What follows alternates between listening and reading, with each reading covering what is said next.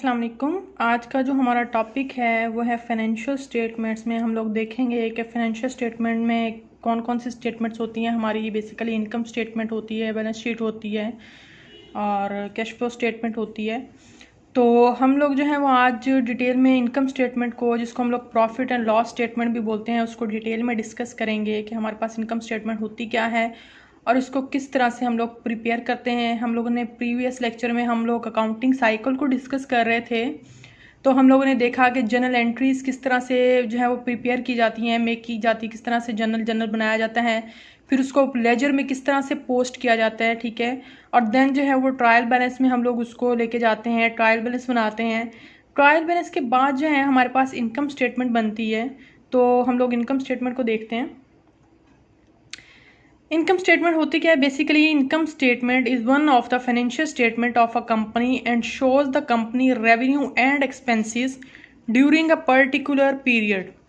It provides investor and creditor with information that helps them predict the amount, timing and uncertainty of future cash flows. Income statement, जिसको हम लोग profit and loss statement भी बोलते हैं, उसमें जो है वो रेवेन्यू और एक्सपेंसेस को जो है वो रिकॉर्ड किया जाता है, ठीक है। एक पीरियड के लिए, एक पर्टिकुलर पीरियड के लिए, जिस साल की भी हम लोग जो है वो इनकम स्टेटमेंट बना रहे होते हैं, उस साल के जितने रेवेन्यू एंड एक्सपेंसेस होते हैं उनको हम लोग जो है वो रिकॉर्ड करते हैं। और ये इन्वेस्टर्स को और क्रेडिटर को इन्फॉर्मेशन प्रोवाइड करती है कि कंपनी के फ्यूचर के बारे में, ठीक है, उसकी परफॉर्मेंस के बारे में, और उसमें कितना रिस्क इन्वॉल्व है, उसमें इन्वेस्टमेंट में, किसी भी कंपनी के इन्वेस्टमेंट में कितना रिस्क इन्वॉल्व है, उस सबको जो है वो डिटेल में डिस्कस करती है, सारी इन्फॉर्मेशन प्रोवाइड करती है।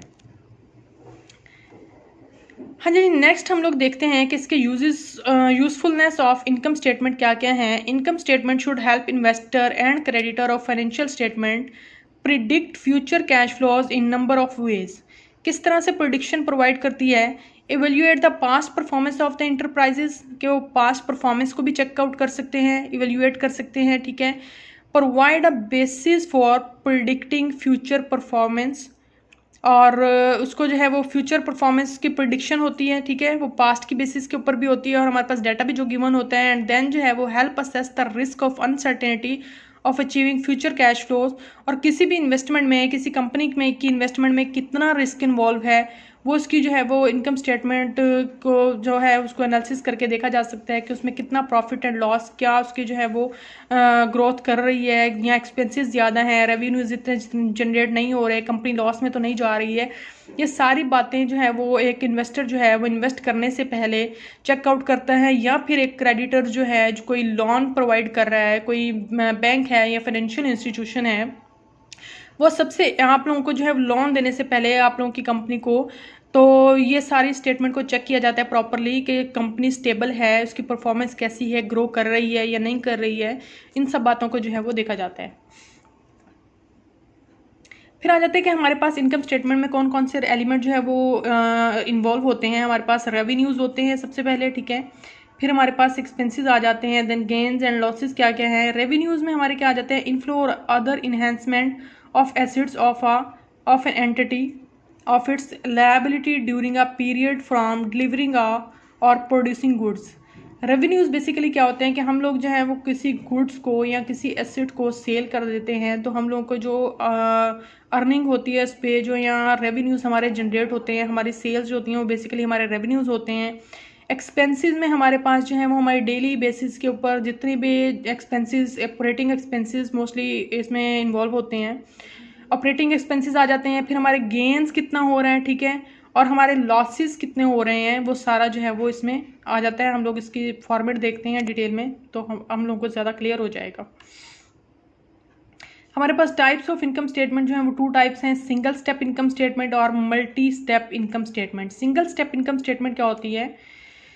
In reporting revenue, gains, expenses and losses, a format known as the single step income statement. In single step income statement, just 2 types exist: revenue and expenses. Expenses are deducted from revenue then arrives to net income or losses. किस तरह से कि हमारे पास revenues होते हैं, ठीक है, net income हम लोग सिंगल स्टेप में किस तरह से फाइंड आउट करते हैं, हम लोगों ने नेट इनकम फाइंड आउट करनी है तो हम लोग जितने भी हमारे रेवेन्यूज़ होंगे उसमें से हम लोग एक्सपेंसेस को माइनस कर देंगे तो हमारी नेट इनकम आ जाएगी। जिस तरह से इन्होंने यहाँ पर जो है वो शो किया हुआ है, यहाँ पर ये देखें ये रेवेन्यू है, इसमें से ये माइनस का निशान है और जो है वो एक्सपेंसेस को माइनस किया है तो equivalent is equal to net income, हमारे पास नेट इनकम है। और हम लोग इस तरह से फिर नेट इनकम से अर्निंग पर शेयर भी कैलकुलेट कर सकते हैं। अब जो हमारे रेवेन्यूज़ हैं उसमें क्या क्या चीज़ें इंक्लूड होती हैं, हमारे पास नेट सेल हो गई, डिविडेंड हो गए, या हमारे पास रेंटल रेवेन्यूज़ हो गए। और इस तरह से एक्सपेंसेस में हमारे पास कॉस्ट ऑफ गुड्स सोल्ड है, सेलिंग एक्सपेंसेस हैं, कोई एडमिनिस्ट्रेटिव एक्सपेंसेस हैं, इंटरेस्ट या इनकम टैक्स एक्सपेंसेस हैं, ये सारे एक्सपेंसेस को कैलकुलेट किया जाता है। रेवेन्यूज़ को कैलकुलेट किया जाता है, रेवेन्यूज़ में से एक्सपेंसेस को माइनस कर दिया जाता है तो हमारे पास जो है वो नेट इनकम आ जाती है। ठीक है, ये होता है हमारा सिंगल स्टेप नेट इनकम। लेकिन अगर हम लोग जो है वो मल्टी स्टेप नेट इनकम को इनकम स्टेटमेंट को देखें तो उसका पूरा एक प्रॉपर फॉर्मेट होता है। A multiple step income statement is use to recognise this additional relationship. This statement recognise the separation of operating transaction from non-operating transaction and matches cost and expenses with related revenue। इसमें क्या होता है हमारे पास जो है वो हर relation हर जो है वो स्टेप को रिकॉग्नाइज किया जाता है, उसको स्टेप बाय स्टेप सेपरेट करके जो है वो कंप्लीट फॉर्मेट बनाया जाता है और उसके अकॉर्डिंग जो है वो हम लोग इनकम स्टेटमेंट प्रिपेयर करते हैं। हम लोग देखते हैं इसको किस तरह से करते हैं।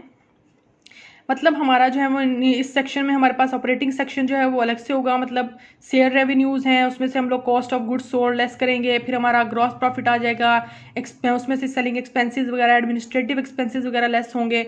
और नेट ऑपरेटिंग सेक्शन में क्या क्या हमारा इंक्लूड होता है, हमारे पास अदर रेवेन्यूज़ एंड गेन्स को हम लोग ऐड कर देते हैं, और अगर कोई हमारे एक्सपेंसेस या लॉसेज हो रहे हैं उनको हम लोग माइनस कर देते हैं। इसी तरह से फिर उसके बाद टैक्स ट्रीटमेंट होती है। टैक्स ट्रीटमेंट में हमारे पास इरेगुलर आइटम्स, हमारे पास अगर कोई टैक्स वगैरह क्या है, एक्स्ट्रा ऑर्डिनरी, कम्युलेटिव, इस सबको कैलकुलेट किया जाता है और टैक्स ट्रीटमेंट को प्रॉपरली किया जाता है। और उसमें जो है वो हम लोग अर्निंग पर शेयर भी जो है वो एंड पे कैलकुलेट कर सकते हैं। हम लोग प्रॉपर जो है वो इसका फॉर्मेट देखते हैं कि हमारे पास सबसे पहले जो 3 लाइंस का सेक्शन होता है, ABC कंपनी, हम लोग कंपनी का नेम देते हैं। फिर हम लोग जो स्टेटमेंट होती है उसका नेम देते हैं। यहाँ पर हम लोग इनकम स्टेटमेंट बना रहे हैं, ठीक है, तो इनकम स्टेटमेंट का नेम होगा। और फिर जो है वो यहाँ पर 3rd लाइन में आ जाता है for the year ended on 31 दिसंबर 2020 कि हमारे पास एट द ईयर एंड पे हम लोग जो है वो प्रिपेयर कर रहे होते हैं इनकम स्टेटमेंट। तो हम लोग ये लाइन जो है वो लिखते हैं। हम लोग यहाँ पर जो है 2 कॉलम्स बनाते हैं। करेंसी जो है वो लाजमी मेंशन करनी होती है, डॉलर में है तो डॉलर, और अगर हमारे पास रुपीज़ में है तो रुपीज़ में हम लोग इसको मेंशन करेंगे। अब हम लोगों के पास सबसे पहले जो है वो रेवेन्यूज़ आ जाते हैं, ठीक है। रेवेन्यूज़ में हमारे पास क्या क्या इन्वॉल्व जो है वो आइटम्स होते हैं, इनको डिटेल में देखते हैं। हमारे पास आ जाते हैं, सबसे पहले आ जाता है हमारे पास, ये देखें, ग्रॉस सेल, ठीक है, यानी कि जो हमारे पास नेट सेल है। टोटल सेल को हम लोग यहाँ पर लिखेंगे, ठीक है, जितनी भी होगी उसमें से लेस क्या करेंगे, return and allowances. Cell return हो गई है या सेल अलाउंसेस कोई हैं तो वो यहाँ पर आ जाएंगे हमारे, इसको हम लोग जो है वो नेट सेल में से माइनस करके यहाँ पर हमारे पास जो है वो नेट सेल आ जाएगी। जो ऊपर सेल थी ग्रॉस सेल, उसमें से हम लोगों ने सेल रिटर्न और अलाउंसेस माइनस किए यहाँ पे, और टोटल नेट सेल जो है वो यहाँ पर हम लोग लिख देंगे, ठीक है।